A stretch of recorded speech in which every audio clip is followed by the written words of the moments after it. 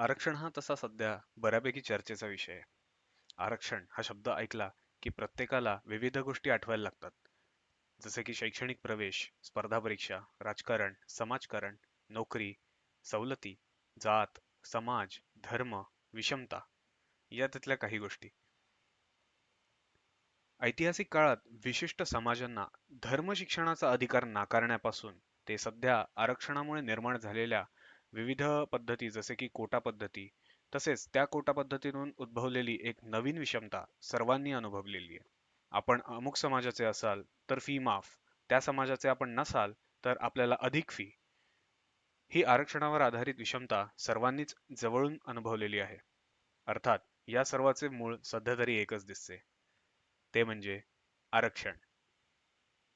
अशातच नुकतंच सुप्रीम कोर्टाने मराठा समाजाला मिळालेलं आरक्षण रद्द केलं. यावर साहजिकच उलटसुलट चर्चा व्हायला लागल्या. काहींना याचा आनंद झाला तर काहींना याचं दुःख देखील झालं. मुळात या निकालासाठी कोर्टाने कुठल्या गोष्टी ग्राह्य धरल्या, कुठल्या गोष्टी ग्राह्य धरल्या नाहीत याचा अभ्यास केला पाहिजे. या सर्वाचं मूळ आरक्षण म्हणजे काय आणि त्याची सुरुवात नक्की कुठल्या उद्देशासाठी झाली याच्यामध्ये आहे. चला तर मग हेच समजण्यासाठी आपण आजचा आपला व्हिडिओ सुरू करूया.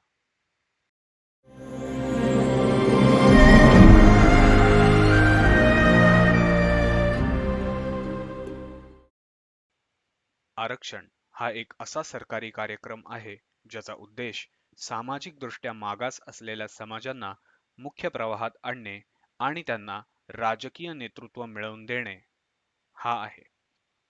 जे समाज सामाजिक दृष्ट्या मागास आहे, ज्यांच्याकडे जमिनी नाही, ज्यांच्याकडे राहण्यासाठी घर नाही आणि असे मागासले पण या समाजांमध्ये वर्षानुवर्षे आहे, यांना पुरेसे राजकीय नेतृत्व नाही, अशांचा उद्धार करणे हे आरक्षणाचा मूळ उद्देश म्हणता येईल. हे आरक्षण मुख्यत्वे अनुसूचित जाती व अनुसूचित जमाती यांच्यासाठी होते. या समाजातील लोकांना राजकारणात स्थान मिळावे, या समाजातील लोकांनी राजकारणात येऊन आपापल्या समाजातील लोकांचे प्रश्न मांडावेत, जेणेकरून त्यांना मुख्य प्रवाहात येणे सोपे होईल, असा त्यामागील उद्देश होता.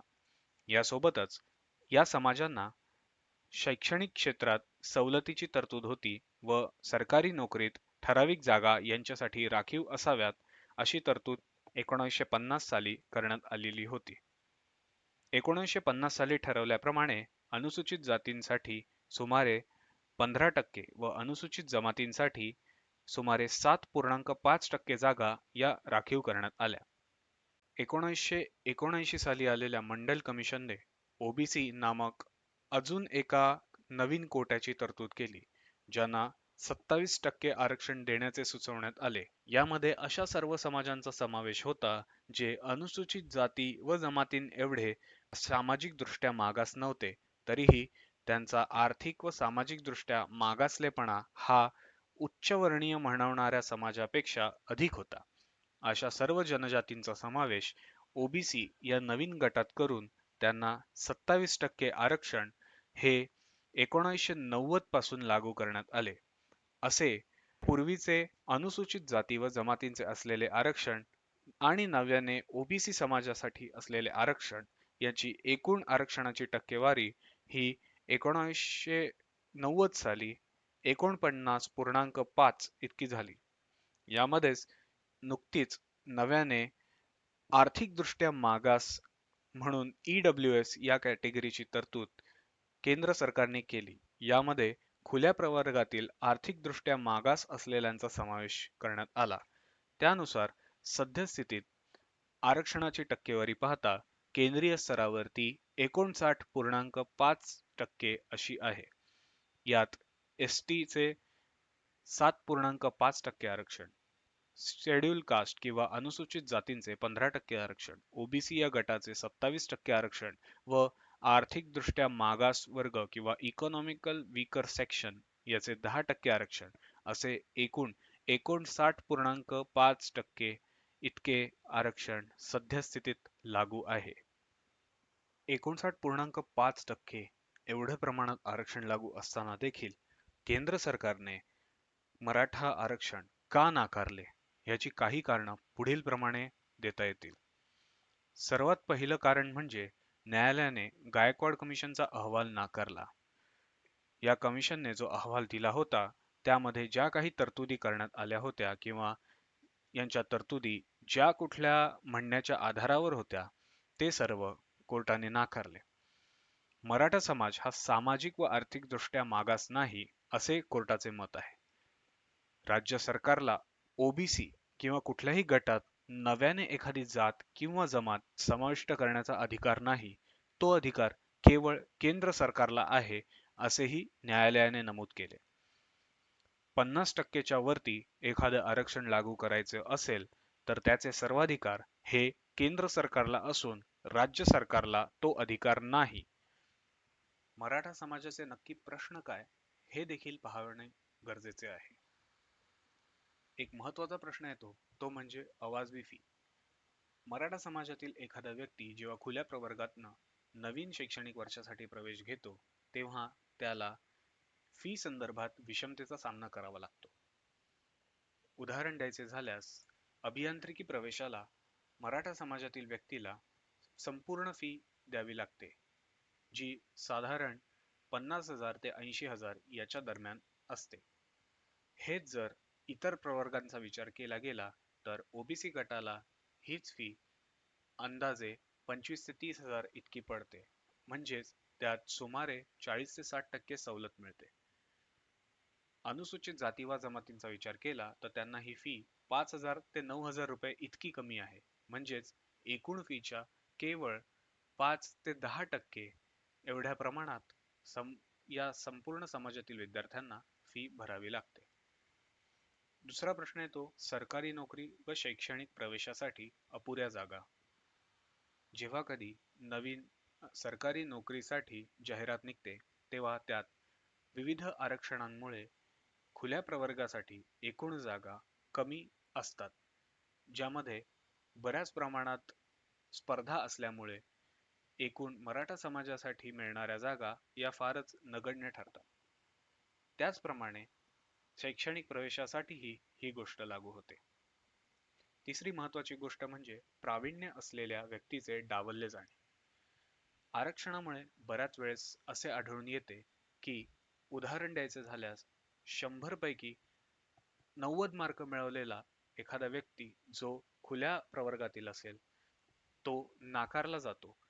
मात्र हेच जर एखाद्या राखीव कोट्यामधनं एखाद्या व्यक्तीला 30 किंवा 35 मार्क जरी मिळाले असतील तरी एकूण संख्येच्या तुलनेत किंवा एकूण आरक्षण जेवढे आहे त्याच्या तुलनेत उमेदवारच कमी आले असल्यामुळे कमी मार्क असताना देखील 40% मार्क असलेल्या व्यक्तीची तेथे एखाद्या जागेसाठी नेमणूक होते.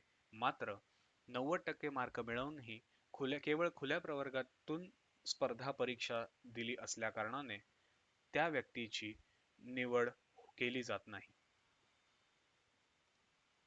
चौथा महत्त्वाचा मुद्दा म्हणजे खुल्या प्रवर्गातून राखीव जागा असलेल्या समाजातील व्यक्तीची निवड.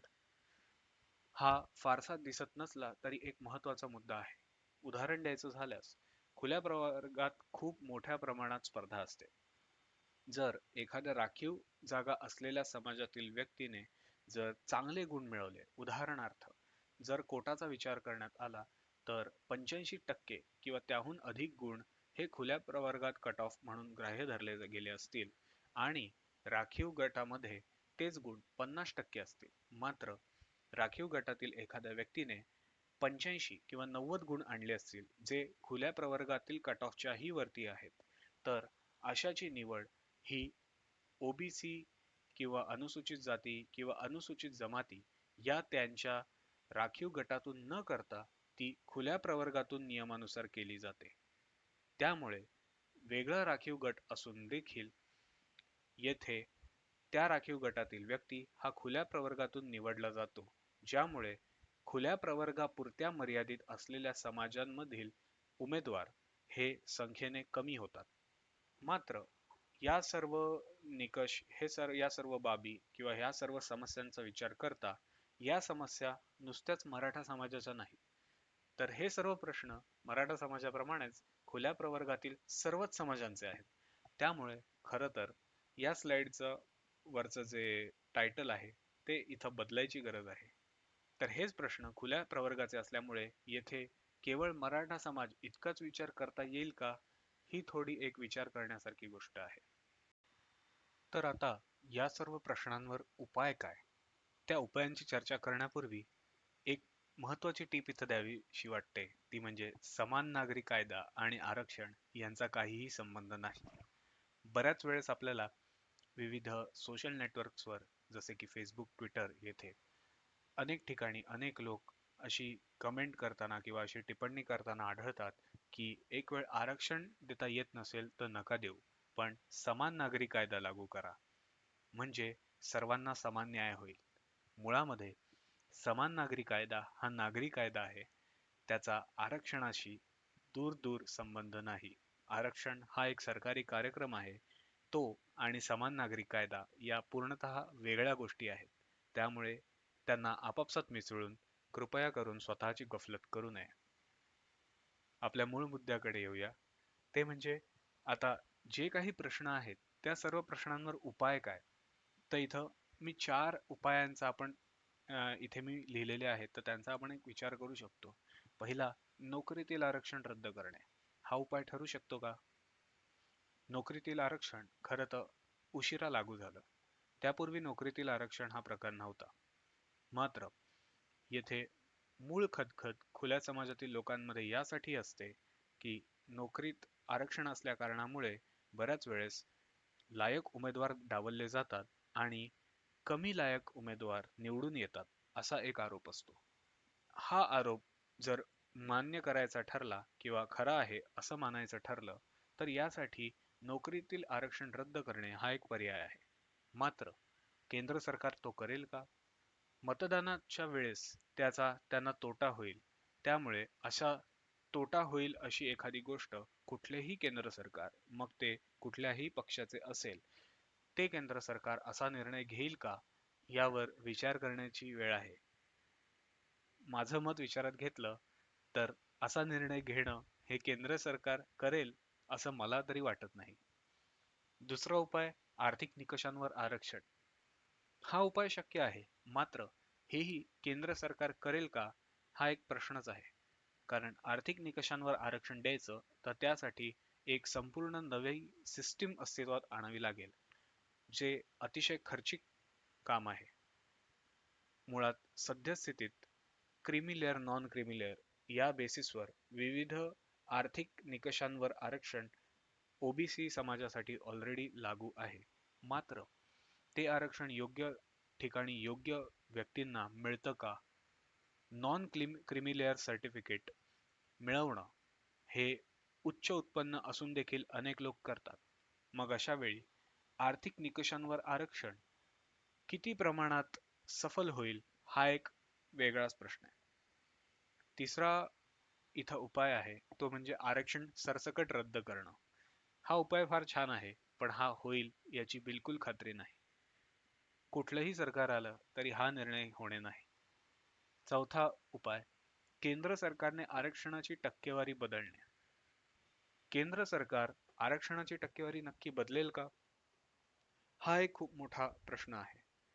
कारण महाराष्ट्रात जरी मराठा आरक्षणाचा विषय असला, तरी विविध राज्यात विविध समाज अनेक वर्षांपासून आरक्षणांची मागणी करत आहेत.